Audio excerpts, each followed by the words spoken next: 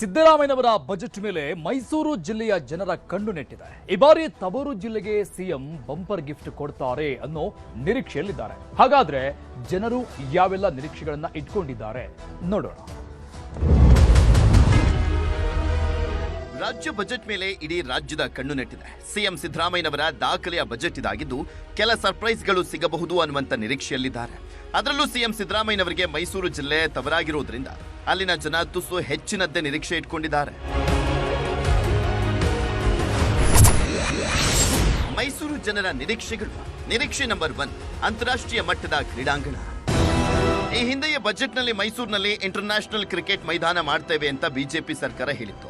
ಅದರ ಮುಂದಿನ ಭಾಗದಂತೆ ಕಳೆದ ಬಜೆಟ್ನಲ್ಲಿ ಕ್ರೀಡಾಂಗಣ ನಿರ್ಮಾಣಕ್ಕೆ ಜಾಗ ಗುರುತು ಮಾಡಿಸಿ ಶೀಘ್ರದಲ್ಲೇ ಕೆಲಸ ಆರಂಭವಾಗುತ್ತೆ ಅಂತ ಮೈಸೂರು ಜಿಲ್ಲಾ ಉಸ್ತುವಾರಿ ಸಚಿವ ಮಹದೇವಪ್ಪ ಹೇಳಿಕೆಯನ್ನು ಕೊಟ್ಟಿದ್ರು. ಸದ್ಯ ಈ ಯೋಜನೆಗೆ ಹಣ ಕೊಡಿ ಅಂತ ಜನ ಹೇಳ್ತಾ ಇದ್ದಾರೆ.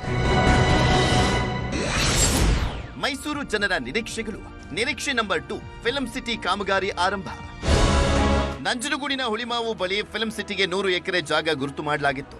ರಾಮೋಜಿ ಫಿಲಂ ಸಿಟಿ ಮಾದರಿಯಲ್ಲಿ ಅಂದದ ಚಿತ್ರನಗರಿ ನಿರ್ಮಾಣದ ಭರವಸೆಯನ್ನ ಕೊಟ್ಟಿದ್ರು. ಆದ್ರೆ ಜಾಗ ಗುರುತು ಮಾಡಿ ಕೈ ಚೆಲ್ಲಿದ್ದಾರೆ. ಹೀಗಾಗಿ ಈ ಬಜೆಟ್ನಲ್ಲಾದ್ರೂ ಹಣ ಸಿಗುತ್ತಾ ಅನ್ನುವಂತ ನಿರೀಕ್ಷೆ ಇದೆ. ಮೈಸೂರು ಜನರ ನಿರೀಕ್ಷೆಗಳು. ನಿರೀಕ್ಷೆ ನಂಬರ್ 3, ನಿಮಾನ್ಸ್ ಮಾದರಿ ಆಸ್ಪತ್ರೆ. ಇದರ ಜೊತೆಗೆ ಬೆಂಗಳೂರಿನ ನಿಮಾನ್ಸ್ ಮಾದರಿ ಆಸ್ಪತ್ರೆಯನ್ನ ಮೈಸೂರಿನಲ್ಲಿ ಮಾಡಬೇಕು ಅನ್ನುವಂಥದ್ದು ಖುದ್ದು ಸಿಎಂ ಸಿದ್ದರಾಮಯ್ಯನವರ ಆಸೆ. ಅದಕ್ಕಾಗಿ 24 ಎಕರೆ ಜಾಗ ಸಹ ಗುರುತು ಮಾಡಲಾಗಿದೆ. ಈ ಬಜೆಟ್ನಲ್ಲಿ ಅನುದಾನ ಕೊಡಿ ಅನ್ನುವಂಥದ್ದು ಸ್ಥಳೀಯರ ನಿರೀಕ್ಷೆಗಳಲ್ಲಿ ಒಂದು.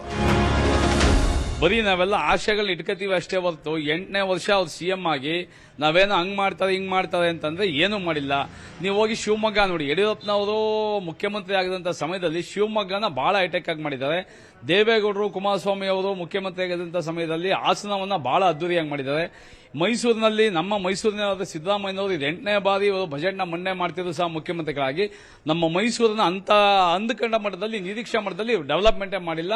ನೀವು ಹೆಚ್ಚು ಡೆವಲಪ್ಮೆಂಟ್ನ ಮಾಡಿ ಮೈಸೂರಿನಲ್ಲಿ ಒಂದು ಸರ್ಕಾರಿ ಇಂಜಿನಿಯರಿಂಗ್ ಕಾಲೇಜ್ ಕೊಡಿ, ಕೃಷಿ ವಿಜ್ಞಾನ ಕಾಲೇಜ್ನ ತಗೊಂಬನ್ನಿ, ಮತ್ತೆ ಏನು ಇಂಟರ್ನ್ಯಾಷನಲ್ ಸ್ಟೇಡಿಯಂ ಮಾಡಿ, ಚಿತ್ರನಗರ ನಿರ್ಮಾಣ ಮಾಡಿ, ಎಲ್ಲಕ್ಕಿಂತ ಹೆಚ್ಚಾಗಿ ರಸ್ತೆಗಳನ್ನ ನಿರ್ಮಾಣ ಮಾಡಿ ಕಿತ್ತಾಕಿರೋದನ್ನ ಅಂತ ಕೇಳ್ಕೊತಾ ಇದೀವಿ ನಾವು.